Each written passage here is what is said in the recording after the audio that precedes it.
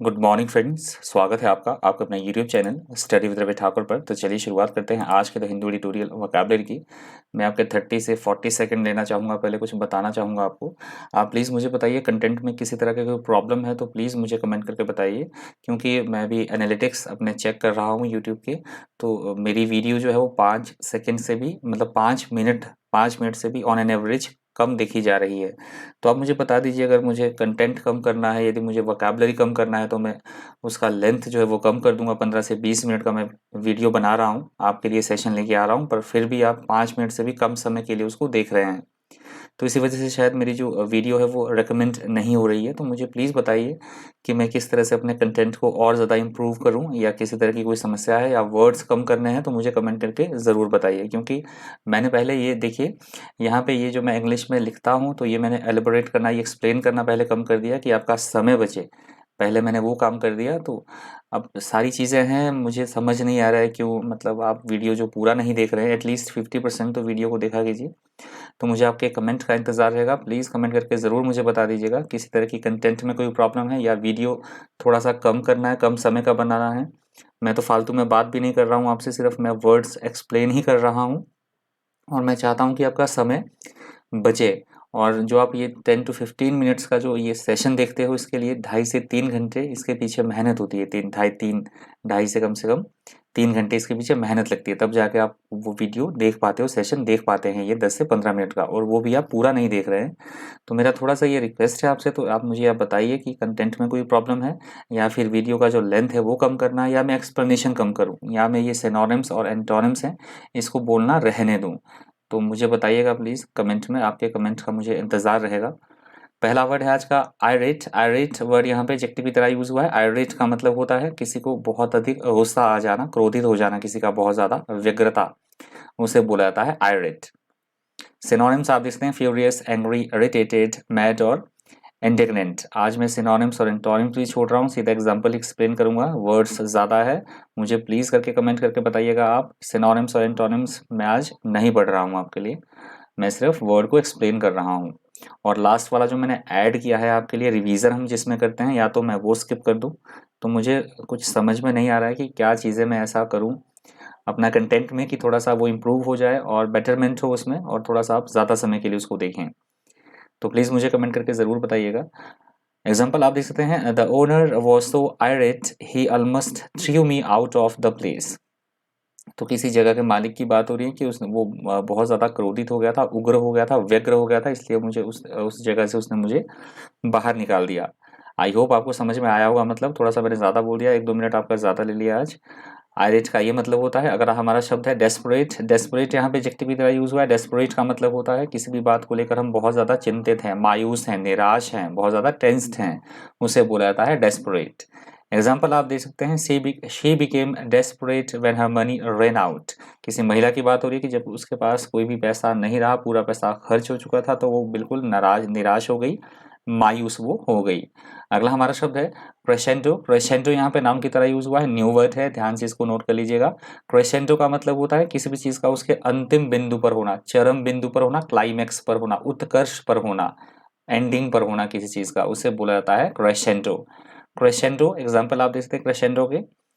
Example में दिया आपको, there was a crescendo of press criticism. तो मतलब जो प्रेस क्रिटिसिज्म, इस तरह से जो प्रेस का आलोचना थी वो एकदम अपने उस पे मतलब चरम बिंदु पर थी, अपनी चरम सीमा पर वो थी, जो प्रेस की ये जो क्रिटिसिज्म था, मतलब प्रेस की जो निंदा कर रहे थे उसके चरम सीमा पर थी। अगला हमारा शब्द है अनप्रेसिडेंटेड। अनप्रेसिडेंटेड यहाँ पे एडजेक्टिव की तरह यूज हुआ है वर्ड। अनप्रेसिडेंटेड का मतलब होता है ऐसी कोई बात, ऐसी कोई घटना जो आज से पहले कभी घटित ना हुई हो, आज से पहले कभी हुआ ही ना हो, ऐसी चीज, ऐसी कोई बात अनोखी हो, अभूतपूर्व हो, अद्वितीय हो, उसे बोला गया है अनप्रेसिडेंटेड। एग्जाम्पल देख लीजिए, such a move is rare but not unprecedented. किसी तरह के मूव की बात की जा रही है, किसी तरह के एक काम की बात की जा रही है कि इस तरह का जो मूव है, हलचल है, ये मतलब रेयर तो है बट ये अभूतपूर्व नहीं है, मतलब इससे पहले भी ये काम हो चुका है। अगला हमारा शब्द है इन्फ्यूरेटेड। इन्फ्यूरेट यहाँ पे वर्ब की तरह यूज हुआ है वर्ड। इन्फ्यूरेट का मतलब होता है किसी को बहुत अधिक क्रोधित कर देना, बहुत अधिक गुस्सा दिला देना किसी को, उसे बोला जाता है इन्फ्यूरेट। एग्जाम्पल देख लीजिए, हिज मैनर इन्फ्यूरेटेड हिम, कि उसके व्यवहार ने उसे बहुत अधिक क्रोधित कर दिया, गुस्सा दिला दिया। अगला हमारा शब्द है प्लाइट। यहाँ पे नाउन की तरह वर्ड यूज हुआ है। प्लाइट के मैंने दो मतलब आपको बताए हैं। हमेशा जब भी ये वर्ड आता है प्लाइट का, एक तो मतलब होता है बहुत बुरी अवस्था में होना, बहुत बुरी स्थिति में होना, दुर्दशा में होना किसी तरह की, या फिर दूसरा मतलब मैंने आपको बताया था किसी को किसी तरह का प्रॉमिस करना, वादा देना, वचन देना, that is called plight. Example आप देखते हैं, the nation saw a plight of the farmers whose crops had died. तो ये राष्ट्र ने सभी मतलब देश की बात की जा रही है कि सभी ने किसानों की बहुत दुर्दशा देखी, क्योंकि उनकी फसलें जो हैं वो पूरी तरह से बर्बाद हो चुकी थी। अगला हमारा शब्द है कॉजेटिव। कॉजेटिव यहाँ पे एडजेक्टिव की तरह यूज हुआ है वर्ड, कॉज से बना कॉजेटिव। कॉज का मतलब होता है किसी के कारण, रिस्पॉन्सिबल होना, मतलब इसके कारण ये चीजें हुई हैं, इसके कारण इस तरह से हुआ है, कारणवाचक, उसे बोला जाएगा कॉजेटिव। के कारण, इसके कारण, इसकी वजह से, that is called causative. Example आप देख सकते हैं, deaths from lung cancer are on the countries and the prime causative agent is suspected to be polluted air. तो लंग कैंसर की जो इससे जो मौतें हैं वो लगातार बढ़ ही रही हैं, और उसका प्राइम फैक्टर किसके कारण ये बढ़ रही हैं, इसका माना जा रहा है कि ये पोल्यूटेड एयर, जो हवा बहुत पोल्यूटेड एयर है, उसके कारण ये डेथ जो है इंक्रीज हो रही है, लंग कैंसर से मरने वालों की संख्या बढ़ ही रही है। इसका यही कारण है। क्या कारण है भाई? पोल्यूटेड एयर, गंदी हवा। अगला हमारा शब्द है प्यूटेटिव। प्यूटेटिव यहाँ पे एडजेक्टिव की तरह यूज हुआ है वर्ड। प्यूटेटिव का मतलब होता है तथाकथित, कही सुनाई कोई बात कि अच्छा ऐसा है तो इस तरह से ही होगा, तथाकथित या कल्पित कोई बात, कल्पना से भरी हुई कोई बात, सपोज, अज्यूम्ड, उसे बोला जाता है प्यूटेटिव। प्यूटेटिव का एग्जाम्पल आप देख सकते हैं, the petition has expressed objection to his putative statement. किसी तरह की याचिका की बात की जा रही है, किसी पे किसी तरह का कोई आरोप लगा है, तथा कथित आरोप लगा है, तो वो जो याचिका है उसमें ये एक्सप्रेस किया गया है, उसमें आवेदन में ये बताया गया है कि वो मतलब ऑब्जेक्शन किया गया है, उस पर किसी तरह का आरोप लगा है व्यक्ति पे, तो वो ऑब्जेक्शन कर रहा है, उस याचिका में आपत्ति जता रहा है अपनी याचिका में। अगला हमारा शब्द है प्रोफिलगेट। प्रोफिलगेट यहाँ पे एडजेक्टिव की तरह यूज हुआ है वर्ड। प्रोफिलगेट का मतलब होता है हम किसी भी चीज की बहुत गंदे तरीके से बर्बादी करना, मतलब हम समय बर्बाद कर रहे हैं या धन की बर्बादी हम कर रहे हैं, फिजूल खर्ची कर रहे हैं, या सब अपने समय को हम वेस्ट कर रहे हैं, तो उसे बुलाता है प्रोफिलगेट। या फिर कोई चरित्रहीन व्यक्ति या आचरणहीन व्यक्ति जिसको मैनर ही ना हो, उसे भी बोला जाएगा प्रोफिलगेट। एग्जाम्पल आप देख सकते हैं, the most profligate consumer of energy in the world. तो विश्व में सबसे अधिक जो ऊर्जा का फिजूल खर्च करता है, उस ऊर्जा की फिजूल खर्ची करता है, उसकी बात कही गई है। अगला हमारा शब्द है रेमिटेंस। रेमिटेंस यहाँ पे नाउन की तरह यूज हुआ है वर्ड। रेमिटेंस का मतलब होता है धन भुगतान करना किसी को, पेमेंट से संबंधित, धन प्रेषण से संबंधित, धन भुगतान से संबंधित कोई चीज बोली जा रही है, that is called remittance. Remittance का एग्जांपल आप देखते हैं, remittance can be made by cash और कार्ड। तो इस तरह की जो पेमेंट है, धन का प्रेषण जो है वो कैश से भी की जा सकती है और कार्ड के थ्रू भी की जा सकती है, ये बात कही गई है। अगला हमारा शब्द है सीवियर। सीवियर यहाँ पे एडजेक्टिव की तरह यूज हुआ है वर्ड। सीवियर का मतलब होता है ऐसी कोई बात जो कि हमें कष्ट पहुंचाने वाली हो, बहुत ज्यादा गंभीर हो, कठोर हो, उसे बोला जाता है सीवियर। सीवियर के आप एग्जांपल देख सकते हैं, such terrible crimes deserve the severest punishment. तो किसी तरह के क्राइम की बात की जा रही है कि इस तरह के जो क्राइम है, टेरिबल जो क्राइम है, ये कड़ी से कड़ी सजा डिजर्व करते हैं, इनके लिए कड़ी से कड़ी सजा का प्रावधान होना चाहिए। अगला हमारा शब्द है कॉन्सिक्वेंसेज। कॉन्सिक्वेंसेज यहाँ पे नाउन की तरह यूज हुआ है वर्ड। कॉन्सिक्वेंसेज का मतलब होता है किए गए काम के नतीजे आना, परिणाम आना, फल या किसी भी चीज का महत्व तो हम दिखाना चाह रहे हैं, that is called consequences. Example आप देख सकते हैं, many people may lose their jobs as a consequence of recent poor sales. तो एग्जाम्पल में बात कही गई कि बहुत सारे लोग जो है अपनी नौकरी से हाथ धो बैठ सकते हैं, मतलब उन्हें नौकरी से हाथ धोना पड़ सकता है। क्यों धोना पड़ सकता है? क्योंकि रिसेंट जो है बहुत कम सेल्स हुई हैं, बहुत कम बिक्री हुई है, इसकी वजह से परिणाम स्वरूप क्या होगा, काफी सारे लोगों को अपनी जॉब जो है वो गंवानी पड़ सकती है।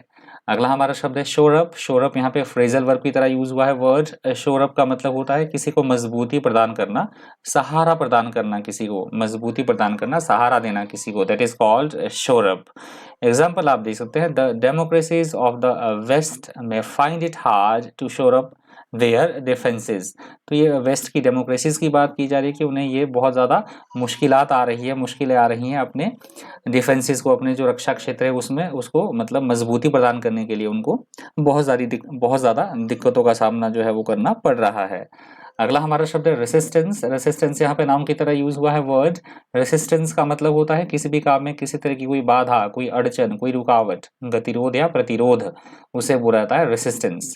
एग्जाम्पल देख लीजिए, the government troops overcame the resistance of the rebel army.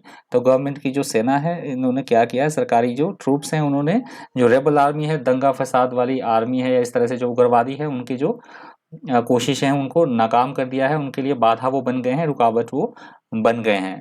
अगला हमारा शब्द है tight their belts. Tight their belts phrase की तरह यूज होता है word, tight their own belts, इस तरह से ये फ्रेज होता है। एडिटोरियल में इस तरह से ये यूज हुआ है, टाइट देयर बेल्ट्स। इसका मतलब होता है, इस इडियम या फ्रेज कह लीजिए इसे, इसका मतलब होता है अपने खर्चों में किसी तरह की कटौती करना, कम खर्चीला होना, कम खर्च करना, मतलब एकदम से मतलब सोच समझ कर अपना पैसा खर्च करना, अपने खर्चों में कमी करना, उसे बोला गया है टाइट देयर बेल्ट्स। एग्जाम्पल देख लीजिए, she said the poor must tighten their belts. तो कोई महिला ये वक्तव्य दे रही है, कह रही है वो कि गरीबों को अपने खर्चों में जो है वो कटौती करनी होगी। अगला हमारा शब्द है डिसएन्चेंटमेंट। डिसएन्चेंटमेंट यहाँ पे नाम की तरह यूज हुआ है वर्ड। डिसएन्चेंटमेंट का मतलब होता है किसी भी चीज के प्रति हमारी रुचि कम हो चुकी है, मोह भंग हो चुका है, या पूरी तरह से निराश है, पूरी तरह से मायूस मायूस है हम किसी व्यक्ति से या किसी चीज से, उसे बोला जाता है डिसएन्चेंटमेंट। एग्जाम्पल आप देख सकते हैं, their growing disenchantment with the leadership. किसी तरह के नेतृत्व की बात की गई है कि नेतृत्व में उनकी जो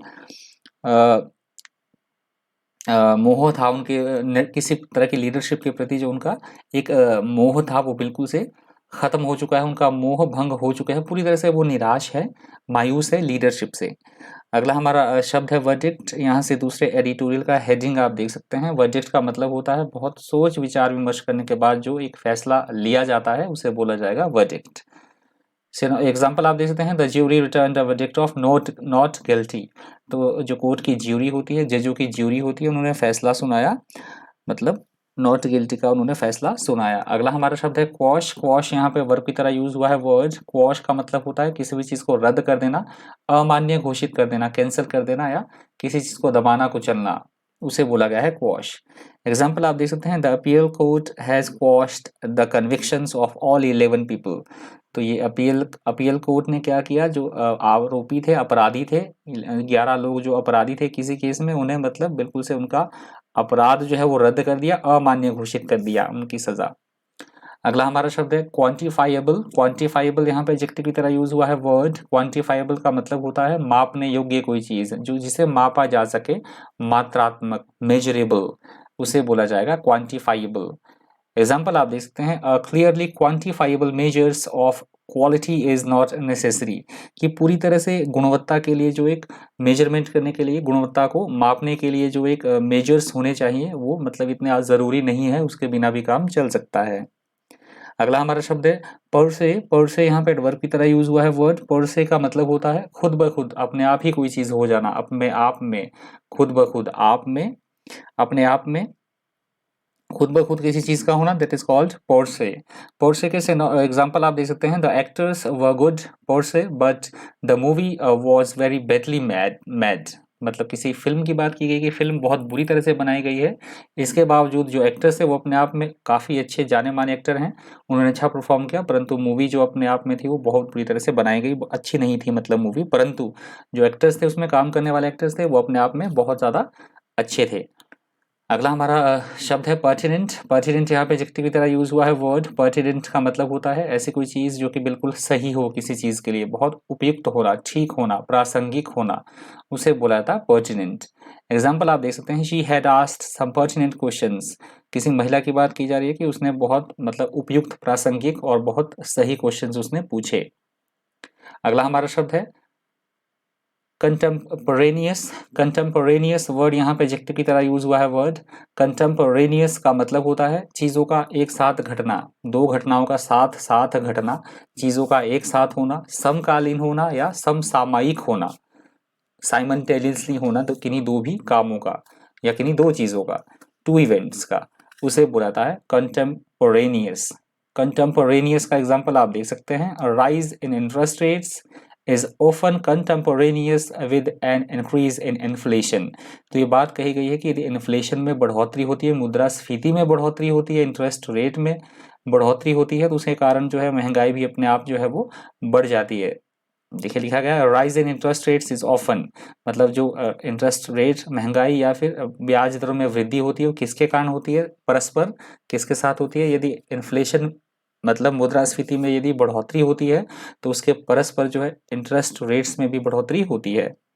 अगला हमारा शब्द है एंसिलरी। एंसिलरी वर्ड यहाँ पे एडजेक्टिव की तरह यूज हुआ है। वर्ड एंसिलरी का मतलब होता है ऐसा कोई काम जो कि सेकेंडरी हो, मतलब हम उसे प्राथमिकता ना दे, प्राइमरी मतलब हम उसको गौण होना, शुद्ध हिंदी में बोलते हैं गौण होना, या ऐसी कोई चीज जो हमारे लिए प्राइमरी ना हो, हम उसे बाद में भी कर सकते हैं सेकेंडरी। या फिर हम बोल सकते हैं सहायक, यदि सहायक होना या दासी कोई काम करने में जो हेल्प करे, सहायक व्यक्ति, उसे भी बोला जाता है एंसिलरी। एंसिलरी के आप एग्जांपल दे सकते हैं कि हॉस्पिटल जो स्टाफ होता है, मेनली जो जिनका काम साफ सफाई करने वाला होता है हॉस्पिटल्स में, तो वो बहुत कम पे जो है वो दी जाती है। तो आई होप आपको सेशन इन्फॉर्मेटिव लगा होगा। कुछ एक चेंजेस मैंने किए हैं आज, काफ़ी शॉर्ट करने की मैंने कोशिश की कि आपका समय कम से कम लगे।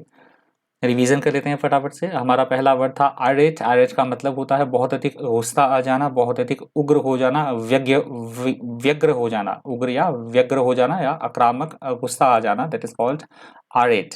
अगला शब्द है डेस्परेट। डेस्परेट का मतलब होता है किसी बात को लेकर हम बहुत अधिक परेशान हैं, बहुत ज्यादा चिंतित हैं, दैट इज कॉल्ड डेस्परेट। अगला हमारा शब्द है क्रेसेंडो। क्रेसेंडो का मतलब होता है एकदम से किसी चीज का उसके पीक पॉइंट पर होना, एक में पिनाकल, मतलब एक क्लाइमेक्स में होना, कल्मिनेशन अंतिम बिंदु पर होना, चरम चरण चरम सीमा पर होना, उसे बोला गया है क्रेसेंडो। अगला हमारा शब्द है अनप्रेसिडेंटेड। इसका मतलब होता है ऐसी कोई बात, ऐसी कोई घटना जो आज से पहले कभी घटित ना हुई हो, दैट इज कॉल्ड अनप्रेसिडेंटेड। अगला हमारा शब्द है इन्फ्यूरेट। इन्फ्यूरेट का मतलब होता है किसी को बहुत अधिक क्रोधित कर देना, गुस्सा दिला देना किसी को बहुत ज्यादा, दैट इज कॉल्ड इन्फ्यूरेट।